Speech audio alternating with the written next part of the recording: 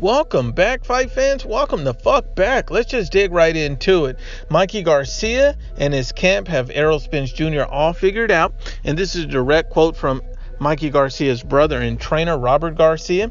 The more I see Spence fight, I'm not going to say it's easy because Spence is a bad mother. I love his style and everything, but the more chances I see Mikey beating him.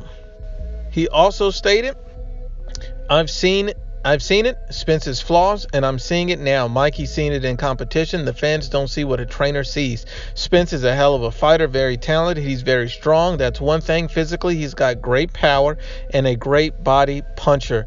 That's one thing he does very well. He works the body very well. And, this is to all the fanboys who always come out and say, you hate Errol Spence, you don't like Errol Spence. And none of that is true. I like Errol Spence. I like his style. I like watching his fights. But Robert Garcia said something that I've echoed time and time again, that Errol Spence Jr. is an elite level body puncher. He's a great body puncher. He's very good at working the body and getting to the body. That is what he does. But you have to understand that is one facet of an all-around boxing game that you must have to compete at an elite level. And so guys get mad at me for telling them the truth. And I'm sorry that being unbiased and honest hurts your feelings, but you have to understand that being a great body puncher, being an elite level body puncher is not enough against a complete and top level fighters. And at this level of the game, you need more than just being able to hit to the body elite. You're going to need more than that against great fighters. If you look at a guy like a Carlos Ocampo, you don't need more than body punching. You look at a guy like Lamont Peterson, you don't need more than body punching. You look at a guy like Kell Brook, who doesn't have that elite level experience and who also has very lazy head movement. You don't need more than that type of game plan. But against a guy who can move, against a guy who can counterpunch, a guy who can switch up defensively and change styles, you need more than just elite level body punching. And this is what guys don't understand. And this is another direct quote from Mikey Garcia's brother, Robert Garcia, in regards to Errol Spence Jr. And this is what he states: Spence doesn't fight tall. He doesn't move like those guys, Terrence Crawford, Vasyl Lomachenko, and Manny Pacquiao. So he's there.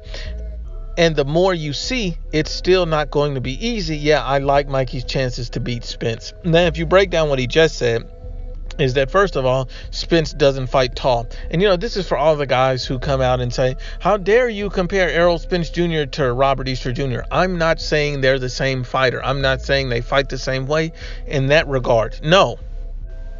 Robert Easter Jr. is not an elite level body puncher. He's not. That's just not who he is. But Errol Spence Jr. and Robert Easter Jr. do have one thing in common, and that's neither guy fights tall. Neither guy can move like a Terrence Crawford, Vasyl Lomachenko, or Manny Pacquiao. And if you think that Errol Spence Jr. moves like those guys, then you obviously have not watched Errol Spence Jr. fight, or you're just a flat-out fanboy, because Errol Spence Jr. does not have the same type of movement that those guys have. Errol Spence is slow. He's flat-footed, and he's not going to be able to move like a Terrence Crawford, a Vasyl Lomachenko, or Manny Pacquiao. That's not his game. That's not who he is. He is similar to a Robert Easter Jr. in the fact that he does not fight tall. He fights small. He fights to the level of his competition, and he likes to get into a dogfight. That's what Errol Spence Jr. does. And the reason why Robert Garcia loves this about Errol Spence is because he knows he's going to be there to be hit again and again and again. Anytime a guy that doesn't use his height and reach advantage, you have to understand that he's sacrificing and exposing himself to counters all day. And this is what a lot of guys don't really stand and realize. It's easy to pick Errol Spence Jr.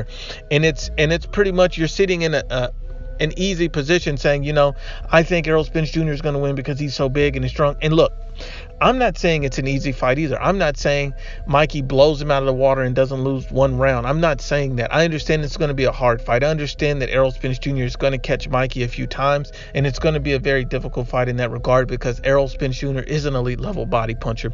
But I believe the vast majority of the fight, Mikey Garcia, if he uses lateral movement to the best of his ability, and the fact that Mikey Garcia can come in and get his power shots off early and often throughout the fight, because we have all seen that Errol Spence Jr. is an easy target to hit by even lower level lower level guys, then you have nothing to worry about with Mikey Garcia in that regard. I feel like Mikey Garcia can easily win 8-9 rounds against an Errol Spence Jr. as long as he utilizes his movement. If he sits there in the pocket and tries to have a dogfight with Errol Spence Jr., he will lose that fight.